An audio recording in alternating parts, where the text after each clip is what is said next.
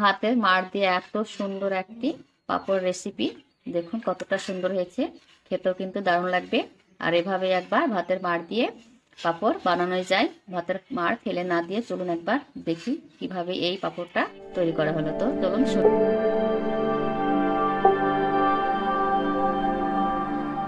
কিচেনে সবাইকে স্বাগত জানিয়ে আজ আমি শুরু করছি একটা নতুন রেসিপি।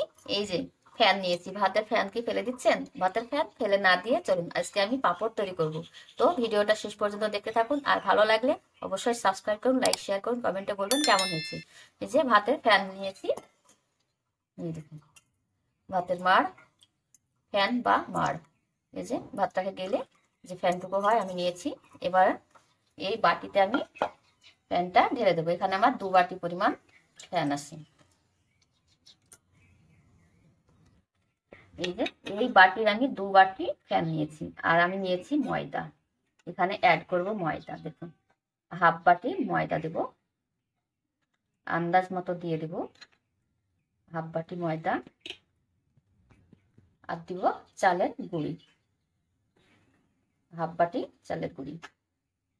এবার আমি ভালো করে এটাকে মিশিয়ে নেব।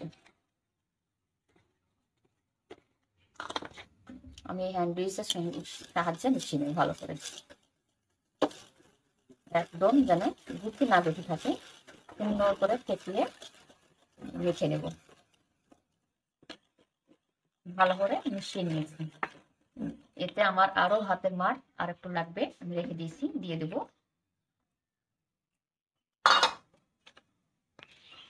আবারও ভালোভাবে মিশিয়ে নেব। তো মেশানো তো হয়ে গেল। এবার আমি অ্যাড করব যে হাফ চামচ জিরের গুঁড়া আর হাফ চামচ কালো জিরা, এটা দিয়ে দেব। আর দিয়ে দেব স্বাদ মতো লবণ। আর দিয়ে দেব শুকনো মরিচ, আমি কুচি করে নিয়েছি। আপনারা চাইলে চিলি ফ্লেক্সও দিতে পারেন। সবগুলো পুরো উপকরণ আমি একসঙ্গে মিশিয়ে নেব। মিশানো হয়ে গেল, ভালোভাবে মিশিয়ে নিয়েছি। এটা আমার মেশানো হয়ে গেছে। এবার আমি 3টে বাটিতে আলাদা আলাদা করে নেবো। এখানে 2টো বাটি নিয়েছি, আর ঘনত্বটা দেখাচ্ছি। তো আমি ভালো করে মিশিয়ে নিয়েছি। এবার গাঢ়ত্বটা দেখাচ্ছি। এই যে এরকম পাতলা হবে, আর এই যে চামচের গায়ে হালকা ভাবে লেগে আছে, এভাবে হয়ে যাবে। এবার আমি এটাকে 2 ভাগে ভাগ করে দেবো, 3 ভাগে ভাগ করব। 3টে কালার আমি মেশাবো। তো নিলাম, অর্ধেকটা ঢেলে নিলাম, আর বাটিতে আরো খানিকটা ঢেলে নিচ্ছি। এটা আমি সাদায় রাখবো, আর এই দুটোতে আমি কালার করবো। দিয়ে দেওয়া ফুড কালার, এটা হচ্ছে পিঙ্ক কালার। হালকা দিয়ে মিশিয়ে নেব। এটা ফুড কালার দিয়ে দিয়েছি। এবার আমি ভালো করে মিশিয়ে নেব। কালারফুল হলে দেখতে ভালো লাগবে, আর কিছু না, দেখতে ভালো লাগবে। এটা আমি মিশিয়ে নিয়েছি। এবার দিয়ে দেব হলুদ ফুড কালার, দেখতে কিন্তু দারুণ লাগবে।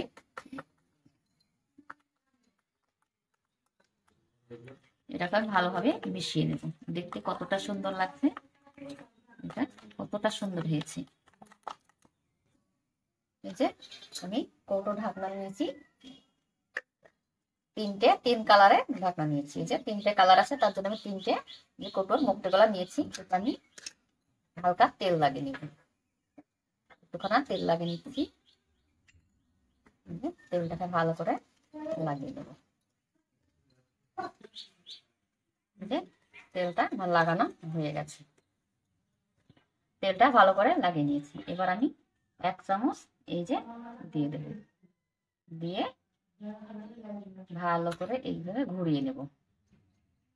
এই যে ঘোরানো হয়ে গেল, একটা হয়ে গেল। এবার আমি আরো একটা কালার দিচ্ছি। 1 চামচের একটুখানা বেশি দিলে কিন্তু হয়ে যাবে। এই যে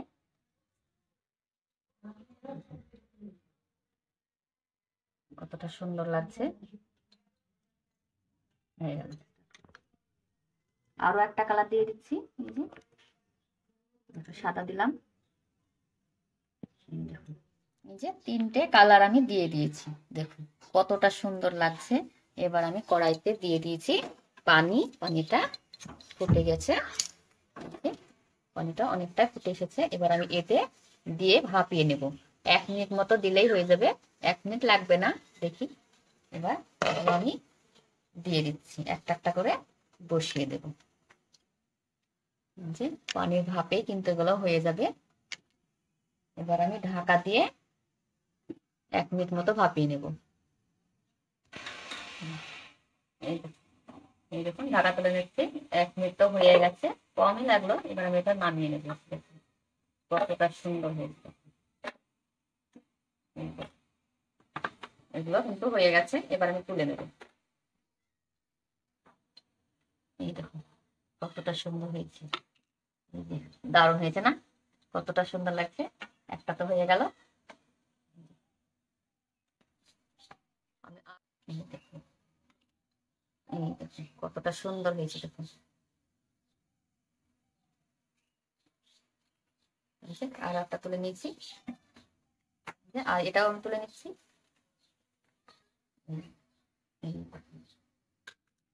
কতটা সুন্দর হয়েছে দেখুন। এই যে হয়ে গেল, 3টে হয়ে গেছে। আমি এভাবে আবারও করে নিচ্ছি। আমি আবারও এই যে দিয়ে দিচ্ছি, একটা আমি দিয়ে দিলাম। আমি এবার পানিতে দিয়ে দিলাম ভাপে। আমি আরো একটা রেডি করছি। এই দেখুন 1 চামচ করে দিব, দিয়ে চারিদিকটা এভাবে ঘুরে দিও। খুবই পাতলা হবে। ভাতের মাড় দিয়ে যে এত সুন্দর একটা পাঁপড় তৈরি হয়, আপনারা যদি না দেখেন তো বিশ্বাসই করবেন না। আর একবার তো বানিয়ে দেখুন কতটা সুন্দর লাগছে। বাকিগুলো সব আমি বসিয়ে দিলাম। এবার আমি ঢাকা দিয়ে 35 সেকেন্ড মতো ঢাকা দিয়ে রাখবো। ফিরে আসছি 35 সেকেন্ড। আর বাকিগুলো আমি এভাবেই করে নেব, কিন্তু সবগুলো করে নিচ্ছি। এই দেখুন বন্ধুরা কতটা সুন্দর হয়েছে। এই যে হাফ বাটি ময়দা থেকে দেখুন কতগুলো হয়েছে। দেখুন সবগুলো আমার হয়ে গেছে। এগুলো আমি রোদ্রে শুকাতে দেবো। সারাটা দিন আজকে শুকিয়ে নেব, তাহলে কিন্তু হয়ে যাবে। তো সঙ্গে থাকুন। আর ভিডিও যদি ভালো লাগে অবশ্যই একটা সাবস্ক্রাইব করুন। আমি আবারও ফিরে আসছি শুকিয়ে নিয়ে।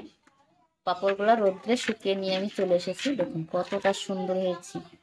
ভাতের মাড় দিয়ে যে পাঁপড়, এত সুন্দর পাঁপড় হয় তা ভাবার জন্য। দেখুন কতটা সুন্দর আর পাতলা পাতলা হয়েছে। এবার আমি এগুলোকে তেলে ভেজে নেব। তো এগুলো আমি সারা বছরের জন্য কৌটোতে পুরে আমি রেখে দিতে পারি। যখন মন চাইবে তখনই কিন্তু আমি এগুলোকে ভেজে খেতে পারবো। দেখুন এগুলো কিন্তু খুব মুখরোচক একটি খাবার, আর বাচ্চারা তো খুব ভালোবাসে, আর এগুলো খেতে খুব ভালো লাগে। তো এবার আমি কড়াইতে তেল দিয়ে ভেজে আপনাদের দেখাচ্ছি কেমন হয়েছে। তো চলুন তাহলে ভেজে নিই। আর আমার ভিডিও ভালো লাগলে সাবস্ক্রাইব করুন, লাইক। কড়াইতে দিয়ে দিব তেল। কড়াইতে দিয়ে দিয়েছি তেল। এবার আমি ভেজে দিব। আর পাঁপড়গুলো কতটা সুন্দর লাগছে দেখুন, দেখতে কিন্তু দারুণ লাগছে। শুকনোর পরেও খুব সুন্দর লাগছে। তো আমি একটা ভেজে দেখাচ্ছি। দেখুন ভেজে নিচ্ছি তেলের মধ্যে। দেখুন কতটা সুন্দরভাবে ফুলছে। দেখুন কতটা সুন্দর হয়ে ফুলেছে। দেখতে কতটা সুন্দর হয়েছে, আর কত বড় বড় হচ্ছে দেখছেন। আমি তুলে নিচ্ছি। আবার আমি ভেজে নিচ্ছি। দেখুন কতটা সুন্দর হচ্ছে। দেখুন দেখতে কিন্তু দারুণ লাগছে, আর খেতে তো অসম্ভব মজার হবে। দেখুন দেখুন আরো একটা দিয়ে দিচ্ছি। দেখুন ওয়াও কতটা সুন্দর হচ্ছে। দেখুন ভাতের মাড় দিয়ে যে এত সুন্দর পাঁপড় হয় তা না দেখলে কিন্তু আপনারা বিশ্বাসই করবেন না। এভাবে আমি পাঁপড়গুলোকে ভেজে নিচ্ছি। দেখুন পাঁপড়গুলো কিন্তু সবগুলো আমার ভাজা হয়ে গেল। এই যে কতটা সুন্দর হয়েছে। দেখুন কতটা সুন্দরভাবে ভেজে নিয়েছি। যে এক থালা পাঁপড় আমার ভাজা হয়ে গেছে। দেখুন ভাজার পরে কতটা সুন্দর হয়েছে, আর খেতে তো দারুণ লাগবে। আর কতটা মুচমুচে হয়েছে দেখুন, পুরো একবারে গুঁড়ো হয়ে যাচ্ছে, আর খুব সুন্দর। আর খেতে তো অসম্ভব মজার লাগবে। তো ভিডিওটা যদি ভালো লাগে অবশ্যই সাবস্ক্রাইব করুন, লাইক শেয়ার করুন, কমেন্টে বলবেন কেমন।